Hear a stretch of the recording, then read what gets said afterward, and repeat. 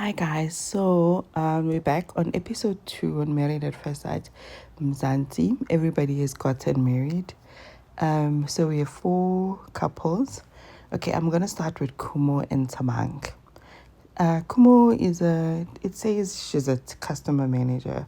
I'm not sure what it is, but so she wasn't there when they did the bachelorette, and I think my first impression was, okay, why are you not there? Like, maybe you're not taking this thing seriously.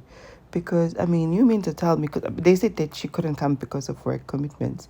But I'm just saying, if you're going to do something like this, can't you tell them people at the job that, listen, on Thursday, I'm getting married. So I'm not going to make it to work here, or make time for it so that at least, you give it your all. But anyway, so she wasn't there. But she and Tamang, they make such a beautiful couple, guys. They are so gorgeous together. The experts really did good with this pairing. They are absolutely gorgeous, and I think they really took on the challenge, and they just jumped in head first. Unfortunately, due to work again, they had to go back. She had to go back to work, so she told him that no, they weren't going to have a honeymoon, so they needed to fly back to Joburg, which they did. So they were the first to move back into the apartment where they'll be living for the next however many weeks together as a couple. So they went in, and then she went to work, and then while there, she made time to make it up to him and booked, I think it was a spa for them, to say sorry for missing honeymoon, which Tabang was actually happy about, because he said that in his previous relationships, he's always been the one that had to take that initiative. They really just complement each other. I think they're both young, and it seems like they're party animals. So yeah, it looks like it's gonna be really happy vibes. And then there's Litso, who was paired up with Kuzo. They both have kids. I think no, one has got a child each. Uh, Kuzo has a daughter, and then Litso has a son. So there's gonna be some co-parenting going on. I'm not gonna lie. When I first heard like her intro, where she was saying that, no, she was actually speaking to the girls on the Bachelorette, that she can be a bully. When I saw Kuzo, I was like, oh my god, this lady is literally going to bully this guy, because he really seems like a nice guy, a nice gentleman. So they got together, they got married, and Lisa wasn't particularly happy with the vows, because she felt that he was vowing to himself. But then, I mean, understandably so, because they didn't know each other. So at that time, I can only commit to what I'm willing to do, because I don't know you well enough. But anyway, to each their own. So she on after the wedding, she decided that they weren't gonna share the bed together. So she went and slept in her own bedroom, and because it was quite receptive and quite understanding of the situation.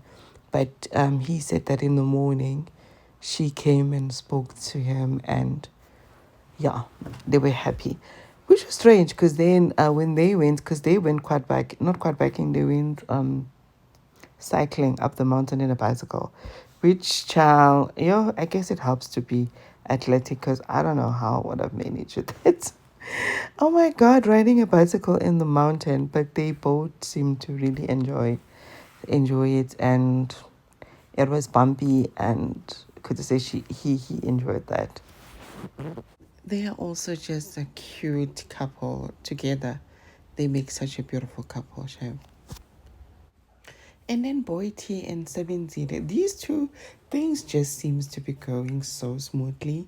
Like, they are enjoying each other's company to the fullest. In the morning, Boy T said that no, they are taking time as far as intimacy is concerned. But then they just seem to get along. So on their honeymoon, with the activities, they went quite biking, and they just adore each other, and they honestly just look like a beautiful couple that they're both mature. The only thing that I think Sebenzile said, he was outside in the balcony while it looked like Boiti was working in a computer, and he was saying that he's not a morning person, so he was overwhelmed. But then he took it like a guy. Like, I mean, you're never gonna get everything at once. So they went quite biking, and then they took photos. It's really happiness with these two. I love them. I love them together. And then Tammy and Zitobile, they went on what looked like a private safari. They went together. They were holding hands. Everything just looked like it was cool. But then earlier that morning, Tammy said that Zitobile was crying the previous night. So it was really strange to see, because when you can look at these pictures, they were like holding each other's hands. It looked like, like a normal couple. But anyway, I guess it's just one of those huddles. So they went to this private safari together, and then they saw a lion which was growling, and then she kept on saying, "Ooh, that's me, that's like my girl." I don't know if that's how she acts, or she just like identifies as a lioness. So there is that, and yeah, with a lot we're gonna see with these two. They're the one pair that I'm not sure about, and they're also like aesthetically pleasing. But the reason that I'm saying I'm not sure about them is because Tammy seems like a traditional man, and that wants to enforce his like traditionalism, if there's such a word, onto the next person. So when the other kids were packing, and each person were packing their bags when they were leaving the resort, but he was saying that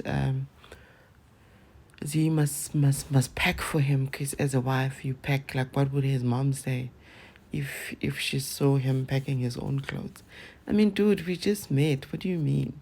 Just pack your clothes, and then, like, as we get to know each other and things settle, then maybe you can, as like, I don't know. I think when we just met, like, you need to ease the other person into like your beliefs and things, and then like, because honestly women like to serve, most women anyway, they would And then do that honeymoon for was you, but over, then everyone was don't just expect it packing, like going immediately, back to because those reality, are the back things that will to make their cause marital fights. home in Joburg. And then when they got home, they got invited to dinner as couples now. Now the girls there were only three of them when you went to the bachelorette, so they never got to meet Kumo. So when they were there, they were like, hey, they were happy to see each other. They weren't expecting anybody.